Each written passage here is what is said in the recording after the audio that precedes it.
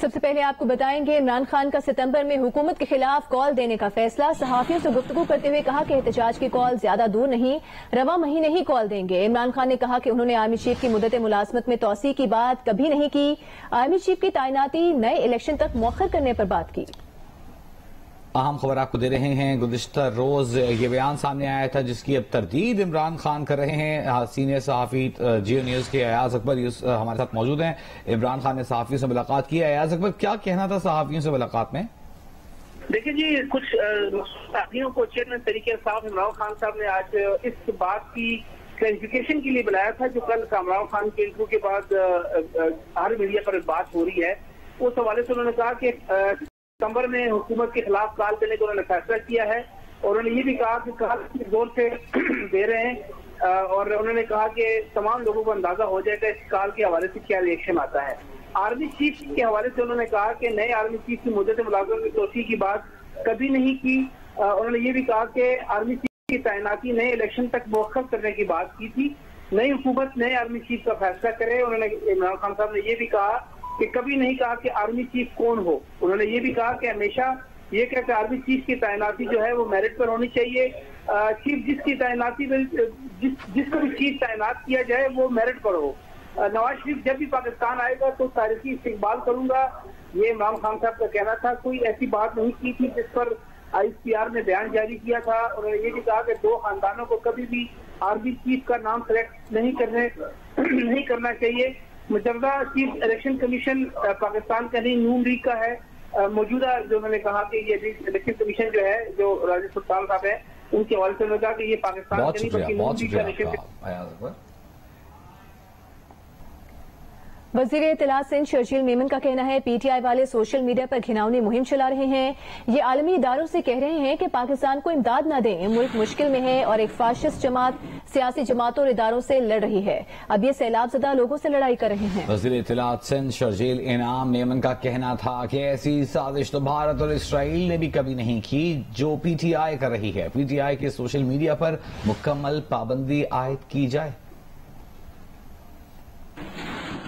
हमारी 75 साल हिस्ट्री में कभी किसी जमात की तरफ से किसी तबाहकारियों के मौके पर आपने किसी को शासक करते हुए देखा?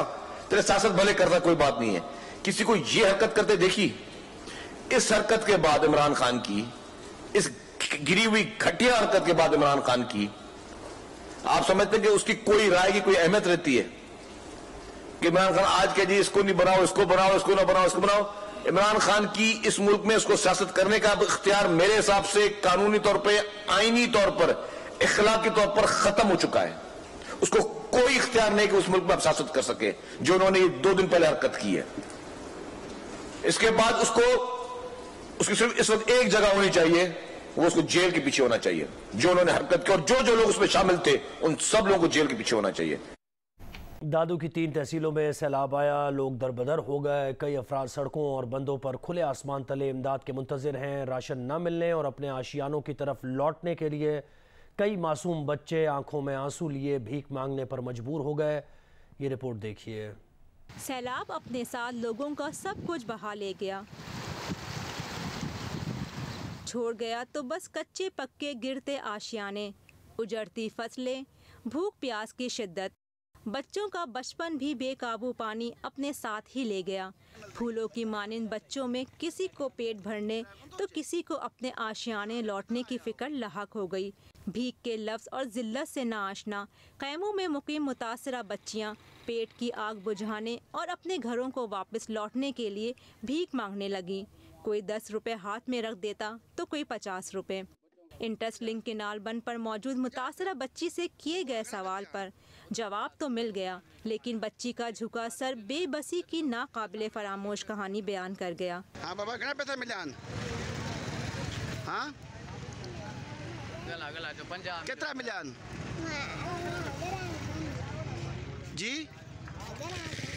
कौन तो कितना आया हो? कितना लंदन खा?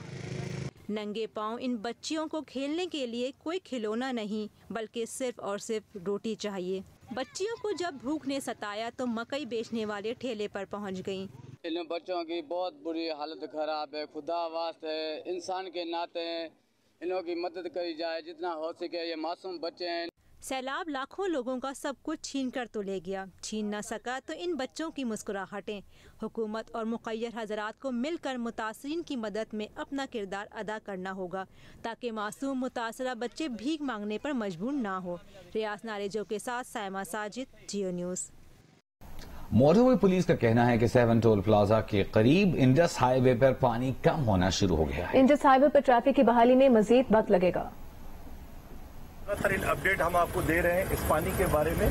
तो अल्लाह ने बड़ी मेहरबानी की है कि दिन ब दिन ये पानी कम होता जा रहा है। हमने 3 दिन पहले ऑब्जर्व की थी कि ये पानी इस जगह पे था और उसके बाद फिर हमने ऑब्जर्व किया कि ये थोड़ा उससे आगे जाके जो है ना वो पानी और मजीद कम हुआ। ये हमने पत्थर लगाया था कि कल रात पानी यहाँ पे खड़ा था, लेकिन आज देखें कि अल्लाह की मेहरबानी से कंसिडरेबली पानी रिड्यूस होके और यहाँ तक आगे चला गया है। काफी पानी जो है ना अंदर जा रहा है अल्लाह की मेहरबानी से। अब इसके फ्लो में भी वाज़ेह कमी आ चुकी है। कराची में बारिश के बाद जेल सरंगी से पीपल्स सेक्रेटेरिएट जाने वाली न्यू इमेजिना रोड पर बारिश का पानी जमा हो गया है और इस पानी से ट्रैफिक की रवानी शदीद मुतासिर है। मजीद बता रहे हैं जियो न्यूज के नुमाइंदे सुलेमान सादत खान। जी बिल्कुल, मैं आपको इस वक्त न्यू इमेजिना रोड से रिपोर्ट कर रहा हूँ और मेरे अकब में ये जो सड़क है, ये सड़क जेल रोड से न्यू इमेजिना से होते हुए पीपल्स सेक्रेटेरिएट और फिर जिसे मज़ार कायद जाना है वो दाएं जानिब, जिसे शारा फैसल जाना है या खुदादाद कॉलोनी जाना है या लाइन्स एरिया वो बाएं जानिब और जिसे सदर जाना है वो सामने जा सकते हैं। लेकिन इस सूरत हाल ये है न्यू इमेजिना रोड की कि मुकम्मल तौर पर दरियाब है और 2 से 3 फीट पानी है और पानी इस कदर है कि यहाँ से गाड़ियों का गुजरना मुहाल है और शदीद ट्रैफिक की रवानी जो है इसके बाइस मुतासर है।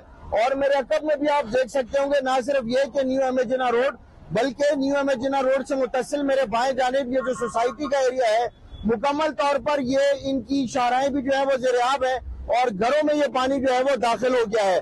और ये जो पानी इस वक्त आपको दिख रहा है कि ये बारिश का तो पानी है ही, साथ ही साथ जो गटर उबले हैं और बरसाती नाला जो कि पानी लेने में इस वक्त नाकाम है, ये वो सारा पानी है जो कि सड़कों पर उमड़ आया है।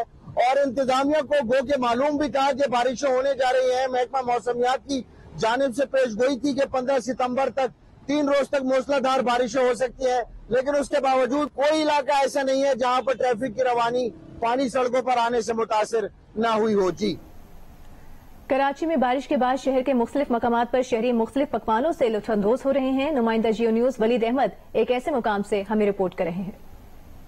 ठंडी ठंडी हवाएं हो, खूबसूरत मौसम हो, आसमान पर काली घटाएं हो, ऐसे मौसम में कराची वाले समोसे और पकोड़ों का एहतमाम करने के लिए घरों से निकल आए हैं। शहर के कई मुकामात पर इस वक्त रश नजर आ रहा है जहां पर लोग समोसे खरीद रहे हैं, पकोड़े जलेबियां खरीद रहे हैं, रोल्स खरीद रहे हैं। तो ऐसे ही एक मुकाम पर हम मौजूद हैं, शहरियों से जरा बात करते हैं, उनसे पूछते हैं कि खूबसूरत मौसम में समोसे पकोड़े जलेबी का हसीन इम्तिजाज चाय के साथ कैसा है। बताइए जरा ब्रदर, क्या लिया है आपने इस खूबसूरत मौसम में?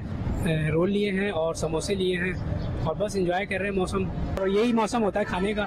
इसके अलावा तो 2 दिन पहले तो गर्मी इतनी थी तो खा नहीं सक रहे थे। अब इस टाइम में समोसे पकौड़े खाएं, कोई बैठे कहीं गपशप करें, कोई चाय पिए दोस्तों के साथ, तो ज्यादा मजे की बात है। तो शहरी खूबसूरत मौसम को खूब एंजॉय कर रहे हैं।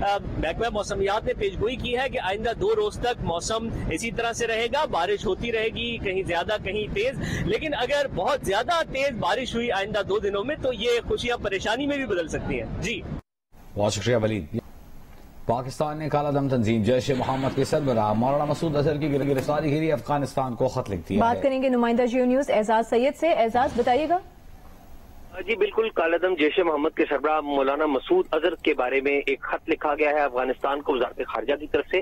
उस खत में कहा गया है कि मौलाना मसूद अजहर को लोकेट किया जाए, उनको अरेस्ट किया जाए और पाकिस्तान को इन्फॉर्म किया जाए, यानी उनकी तलाश करके उनको गिरफ्तारी की अमल में लाई जाए और पाकिस्तान को बताया जाए। साथ ही साथ खत में यह भी लिखा गया है कि मोस्ट प्रोबेबली मौलाना मसूद अजहर 2 अफगानिस्तान के सूबे हैं, एक कन्नड़ और दूसरा नंगरहार। इन 2 मुकामात पे वो छुपे हुए हैं, इन 2 मुकामात के दरमियान वो रहते हैं। तो अफगानिस्तान इसके ऊपर कार्रवाई करे। 1 सफ़े का खत है जो लिखा गया है अफगानिस्तान के हुकाम को।